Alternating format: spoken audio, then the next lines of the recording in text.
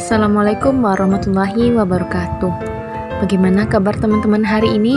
Semoga kita semua dalam keadaan baik-baik saja ya. Hari ini kita akan mempelajari tentang pembelajaran bahasa Indonesia fase C, yaitu tentang teks fiksi. Teks fiksi merupakan bacaan berisi cerita hayalan atau tidak nyata berdasarkan imajinasi penulis. Unsur-unsur yang terdapat di dalam teks fiksi yaitu ada dua. Yang pertama, unsur intrinsik, merupakan unsur utama yang terdapat dalam sebuah teks fiksi. Yang kedua, unsur ekstrinsik, merupakan unsur-unsur yang terdapat di luar unsur intrinsik. Unsur intrinsik terdiri dari 6. Yang pertama, tema. Tema merupakan persoalan utama dalam cerita. 2. Tokoh. Tokoh merupakan pelaku atau pemeran dalam cerita. Yang ketiga yaitu watak. Watak merupakan sifat perilaku dalam cerita. Yang keempat, alur. Alur merupakan serangkaian peristiwa dalam cerita. Yang kelima yaitu latar. Latar merupakan tempat terjadinya peristiwa dalam cerita. Dan yang keenam, amanat. Amanat merupakan pesan moral yang disampaikan pengarang. Jenis tokoh berdasarkan sifatnya. Yang pertama, tokoh protagonis. Tokoh protagonis merupakan tokoh yang mengembangkan peran utama pada cerita dan biasanya menjadi idola karena sifat yang baik. Yang kedua, tokoh antagonis. Tokoh antagonis merupakan tokoh penentang. Tokoh antagonis digambarkan memiliki sifat yang jahat. Yang ketiga, tokoh tritagonis. Tokoh tritagonis merupakan tokoh pembantu atau penengah. Cara mengaitkan peristiwa yang ada di dalam tokoh cerita fiksi dengan pengalaman pribadi, yaitu kita harus mempelajari reaksi sang tokoh ketika menghadapi peristiwa tersebut, baik berupa reaksi senang, menolak, sedih, atau reaksi lainnya yang dapat kita gunakan sebagai acuan untuk seandainya kita sendiri yang mengalami peristiwa tersebut. Kita juga perlu mempertimbangkan perihal dampak yang akan kita alami seandainya peristiwa tersebut terjadi di dunia nyata dan berdampak terhadap diri kita sendiri. Berikut contoh teks fiksi, kisah Bangau dan Kepiting. Di sebuah danau yang kecil, Kepiting hidup damai bersama teman-teman ikannya. Mereka hidup bahagia dan saling menyayangi. Suatu hari, sahabat lama Kepiting yaitu Bangau terbang di atas danau.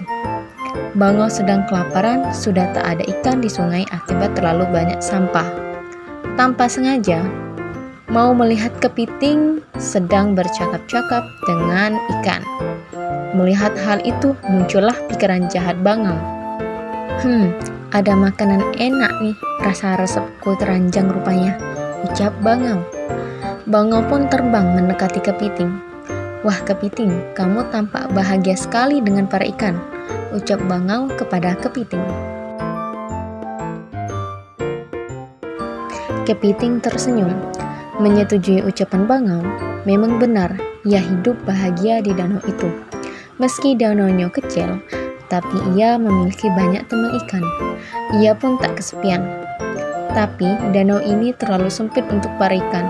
Aku tahu danau yang lebih luas, pasti teman-teman ikanmu bahagia di sana, bujuk Bangau. Tak perlu, kami di sini sudah bahagia, tolak Kepiting. Tapi pasti ikan akan lebih bahagia di tempat baru itu, hasut Bangau. Kepiting berpikir sejenak. Aku akan membantu mereka pindah, lanjut Bangau.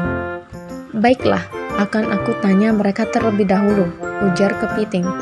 Kepiting pun pergi untuk menemui ikan. Rupanya para ikan menyambut baik tawaran Bangau. Kepiting segera kembali menemui Bangau dan memberitahukan hal tersebut. Satu persatu ikan masuk ke paruh Bangau dan mereka dibawa terbang. Setelah semua ikan dibawa bangau, kepiting merasa kesepian. Kebetulan bangau datang kembali ke danau untuk minum. Kepiting pun menanyakan kabar teman-teman ikannya. Mendengar pertanyaan itu, bangau pun gugup. Ia tak bisa menjawab, apalagi kepiting meminta untuk mengantarkan ke tempat ikan.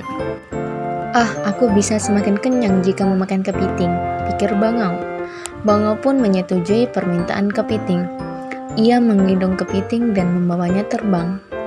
Namun saat terbang, kepiting melihat tulang ikan berserakan di tanah. Ia yakin bahwa itu adalah ikan teman-temannya. Kepiting merasa marah karena dibohongi oleh bangau. Dengan segera, ia mencapit leher bangau. Alhasil, bangau kesakitan dan jatuh. Lehernya pun patah.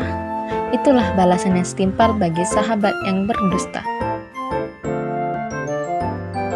Apa yang kamu ketahui tentang sifat bangau?